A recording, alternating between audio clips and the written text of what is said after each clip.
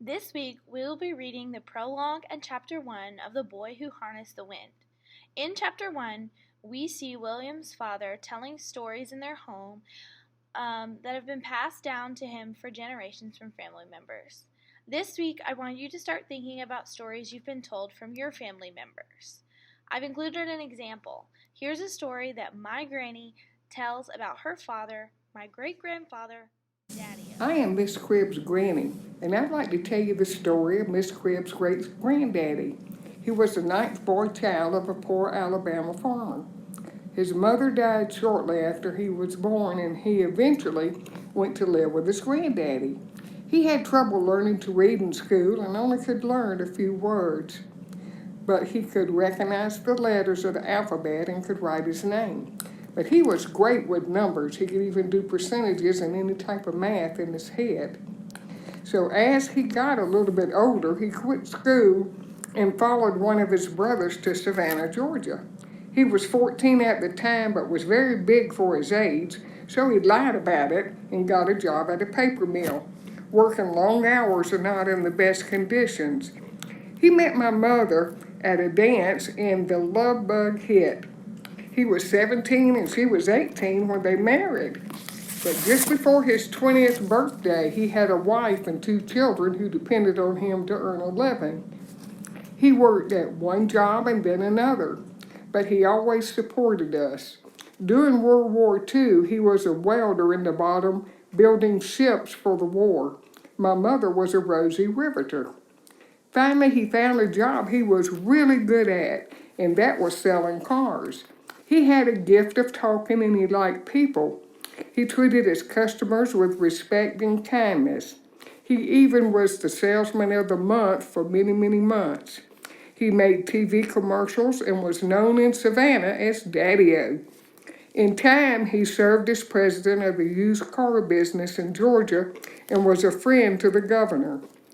Daddy-O was not only a businessman, now of course my mama helped him, but he was a Christian and helped start two churches in the communities where he lived. My dad had a great sense of humor. One of his sayings was, beauty was only skin deep, but boy, he knew some people who needed a skinning. He was very insistent that my sister and I finish high school and said he would support us if we wanted to go to college. My sister went to a business college and became a successful secretary. I graduated from college and became a primary teacher. This only happened because our daddy knew how important education was. You know, if anyone in life should be a failure, it should have been him. But he was determined to do life in a great way. He made mistakes, yes, but he kept trying until he found what he was good at doing. He worked long hours, but always found time for family, friends, and church. One of the lessons I learned from my daddy is there are many ways a person can be intelligent. He could not read, but he had a gift for being a visionary. He could picture in his mind ways that could improve not only his life, but also the life of others. He was a man of integrity, kindness, and passion for doing what was right. His advice to you, if he was still living, would be do life great. In other words, be respectful, kind, and caring to others, and never, never underestimate yourself and what you can do in life.